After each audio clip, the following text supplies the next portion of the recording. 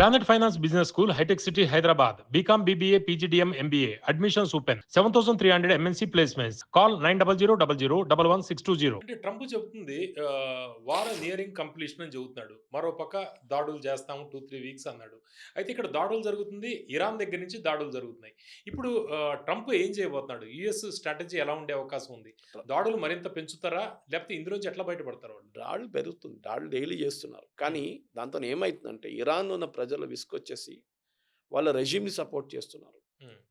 మీరు వాళ్ళ పవర్ ప్లాంట్ని కొడితే వాళ్ళ ఇంట్లో నీళ్ళు రావు, వాళ్ళ ఇంట్లో ఏసీ పనిచేయదు, వాళ్ళ ఇంట్లో ఏం పనిచేయదు, రెఫ్రిజిరేటర్లు పనిచేయదు, హాస్పిటల్స్లో ఐసీయూలు పనిచేయవు. ఓకే, అప్పుడు మీరు ఏం చేస్తారు? ఇంక్యుబేటర్స్ పనిచేయదు. ఎవరు మిమ్మల్ని తిడతారండి? అమెరికన్ తిడతారు మీరు చేసేది అని చెప్పేసి. సో ఎవరెవరు ప్రీవియస్లీ అమెరికన్ సపోర్ట్ చేయడానికి కూడా రెడీగా ఉన్నారో రెజ్యూమ్ చేంజ్లో, వాళ్ళు కూడా ఇప్పుడు అమెరికా వ్యతిరేకంగా అయిపోతారు. అదే జరుగుతుంది. You are suppose to hit the resume. మీరు అక్కడున్న ముల్లాల్ని కొట్టాలి, కానీ అక్కడున్న ప్రజల మీద కొడుతున్నారు మీరు. ఆ బ్రిడ్జ్ డెస్ట్రాయ్ చేశారు. బ్రిడ్జ్తో ప్రజలకున్న బ్రిడ్జ్ అది. దానికి ఆర్మీతో నేను సంబంధం పెట్టుకుంటా సరే, ఆర్మీ యూజ్ చేస్తుంటారు, మన దగ్గర కూడా ఉంది, డ్యూయల్ యూసేజ్ ఉంటుంది, ప్రజలు వాడతారు. ఇప్పుడు ఆలోచించండి, రేపు ఈ బహ్రెయిన్ నుంచి దమాంకి వెళ్ళే బ్రిడ్జ్ 24 కిలోమీటర్లు ఉంది, కాస్ట్వే అంటారు దాన్ని కొట్టారనుకోండి 90,000 మంది యూజ్ చేస్తారు ఆ బ్రిడ్జ్ పర్ డే. బహ్రెయిన్ నుంచి దమాంకి వెళ్ళడానికి, దమాం నుంచి బహ్రెయిన్కి రావడానికి. అది కొట్టారనుకోండి రేపు ఇరాన్, మీరు రిపేర్ చేయలేరు. నెక్స్ట్ 2 సంవత్సరాలు పడుతుంది. ఈ 90,000 మంది ఎట్లా వెళ్తారు? బోట్లో వెళ్తారా? ఫ్లైట్ తీసుకొని వెళ్తారా? ఉన్నది 60 కిలోమీటర్లు అంతే, దాంట్లో 24 కిలోమీటర్ కాస్వే ఉంది. ఆలోచించట్లేదు ట్రంప్. ఆయన అరెగెన్స్ చూపిస్తున్నాడు. మేమేం కావాలంటే చేయొచ్చు, మిమ్మల్ని చంపేయచ్చు, మిమ్మల్ని కొట్టచ్చు. ఇదే ట్రంప్ చెప్పారు, ప్రజలు రండి, రోడ్డు మీదకి రండి, I'm supporting you, help is on the way అని చెప్పారు. ఇప్పుడు ఇరానియన్ ప్రజల్ని నేను స్టోనేజ్లు పంపిస్తా అంటున్నాడు.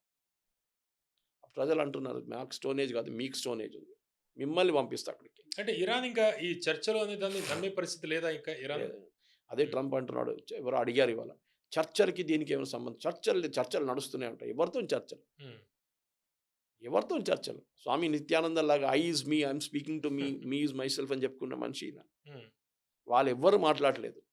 ఇప్పుడు ఒమాన్ అండ్ ఇరాన్ ఒక చిన్న ఒప్పందానికి వచ్చింది చెప్తున్నారు. ఇప్పుడు దాంట్లో ఏమంటున్నారు, ఒమాన్ ఏమన్నారు, ఎందుకంటే వీళ్ళిద్దరు షేర్ చేస్తారు వాటర్వే, స్ట్రైట్ ఆఫ్ హార్మస్, వీళ్ళిద్దరు టెరిటోరియల్ వాటర్స్లో వస్తున్నారు.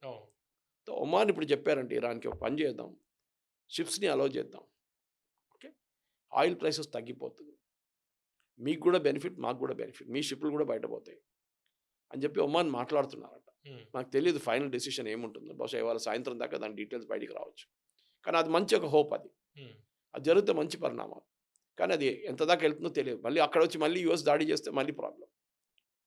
ఇరాన్ కండిషన్ పెడతారు, మేము ఓపెన్ చేస్తాం కానీ మా మీద దాడి జరగకూడదు, కానీ చేస్తారు అమెరికా. వాళ్ళకు స్ట్రైట్ ఆఫ్ హార్మస్ క్లోజ్ చేసే ఉంచాలని వాళ్ళకు కూడా ఉంది ఇంట్రెస్ట్ అమెరికాకి. అదన్నమాట. సురేష్ గారు, ఇప్పుడు ఓవరాల్గా లీడర్షిప్ విషయం చూస్తే సుప్రీం చీఫ్ చనిపోయాక కూడా, ఇరాన్ సుప్రీం చీఫ్ చనిపోయాక కూడా ఎక్కడా కూడా ఇరాన్ తగ్గట్లే. కొడుకుకి అప్పచెప్పినా కూడా ముస్తఫా ఆయన ఎక్కడ ఉన్నాడో తెలియదు. ఏంటి ఎట్లా జరుగుతుంది ఇంత? సార్, మనం మేనేజ్మెంట్లో ప్రాసెస్ చాలా ఇంపార్టెంట్. ఓకే, మీరు ప్రాసెస్ సెటప్ చేస్తే ఎప్పుడు చెప్తారు, మీరు ఒక బాస్ వారం రోజులు లీవ్ తీసుకుంటే కూడా మీ కంపెనీ చాలా బాగా నడవాలి. మీరు లేనప్పుడు management is how things function when you are not there. మీరు లేనప్పుడు మీ కంపెనీ ఎంత బాగా నడుస్తుంది దాన్ని బట్టి తెలిసిపోతుంది మీరు ఎట్లాంటి ప్రాసెస్ సెటప్ చేశారు. ఒక చెక్ సైనింగ్ కానివ్వండి, ఒక డిసిషన్ తీసుకోవడానికి కానివ్వండి, ఒక బిల్ పేమెంట్ కానివ్వండి, ఒక వీడియో ప్రొడక్షన్ క్వాలిటీ, మీరు ఆ ప్రాసెస్ సెటప్ చేశారు. సిస్టమ్ వారం రోజు మీరు లీవ్ తీసుకుని పోయి ఒక్క ఈమెయిల్ కూడా నేను చెక్ చేయను, నేను వాట్సాప్ కూడా చెక్ చేయను అని చెప్తే అప్పుడు మీ స్టాఫ్ కొన్న కెపాసిటీ మీకు తెలిసిపోతుంది. మీరు అంత బాగా ట్రైన్ చేయాలి వాళ్ళని. ఇరాన్ ఇది చేశారు. వాళ్ళకి తెలుసు, వాళ్ళ సుప్రీం లీడర్ అప్పుడే రాసి పెట్టారు, నన్ను చంపేస్తారు, ఇరానియన్ లీడర్షిప్ని మొత్తం చంపేస్తారు. అంటే మీరు ఏం చేయాలి? ఆయన ఒక్కటే మాట చెప్పాడు, అది జరిగింది. ఏంటి? వాళ్ళ కొడుకుని చేయకూడదన్న, అది జరిగింది. అదొక్కటే తప్పు. ఆయన ఉంటే ఆయన కొడుకుని ఎప్పుడు రానియడు పైకి. కానీ వాళ్ళు అక్కడ కూడా సిస్టమ్ సెటప్ చేశారు. నేను చెప్పాను డీసెంట్రలైజ్డ్, ఒక సెంట్రల్ లీడర్షిప్ నుంచి పెట్టకుండా ప్రతి చోట వాళ్ళ డిసిషన్ తీసుకుంటున్నారు. దానికోసం ఇరాన్ ఇవ్వాలి దాకా 36 రోజులు కూడా వాళ్ళు సర్వైవ్ అవుతున్నారు. ఇంత పెద్ద బాంబింగ్ జరిగిన తర్వాత ఇప్పుడు నెక్స్ట్ ప్రతిదాడులు ఎలా ఉండే అవకాశం ఉంది ఇరాన్‌ది? అంటే ఈ యుద్ధ విమానాలు సార్ అది కూల్చేసే వాళ్ళ దాన్ని సిట్యుయేషన్ బట్టి ఉంటుంది సార్. హ్మ్. సింపుల్. మనం బ్లాంకెట్ అక్రాస్ ద బోర్డ్ చెప్పలేము. ఇవాళ రియాద్‌లో ఉన్న అమెరికన్ ఎంబసీ మీద కొట్టారు. చాలా పెద్ద ఫైర్ వచ్చింది జరిగిందంట. కానీ ఇరాన్ ఏమన్నారు? మేము కొట్టలేదే. ఇజ్రాయెల్ వాళ్ళు చేసుంటారు ఇది. హ్మ్. ఎందుకంటే సౌదీ అరేబియా ఇజ్రాయెల్‌తోని మంచి సంబంధాలు లేవు వాళ్ళకి. హ్మ్. యూఏఈతోని సంబంధాలున్నాయి. ఓహ్! వాళ్ళేమంటారు సౌదీ అరేబియా మేము కొట్టలేదు. ఇరాన్ వాళ్ళు ఇజ్రాయెల్ వాళ్ళొచ్చి కొట్టారు మీకు. చూడండి సౌదీ అరేబియాకి అది మిస్సైల్ రూట్ చేస్తే తెలిసిపోతుంది రాడార్‌లో ఎక్కడి నుంచి హ్మ్. వచ్చిందదని. కానీ వీళ్ళు చూడండి ఇట్లాంటి గేమ్ ఆడుతున్నారు ఇరాన్. దాడి చేసి మేము చేయలేదంటున్నారు. కానీ డ్యామేజ్ జరిగిందా? జరిగింది. హ్మ్. Like American air force base మీద కొట్టి మేము కొట్టలేదే. ఇజ్రాయెలే కొట్టుంటారు అమెరికన్ ఎయిర్ ఫోర్స్ బేస్. ఇది వాళ్ళ గేమ్ అన్నమాట.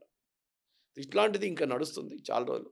కానీ ఇరాన్ ఏం చూపించారంటే అన్‌కన్వెన్షనల్ వార్‌లో దే ఆర్ ద చాంపియన్స్. దాంట్లో డౌట్ లేదు.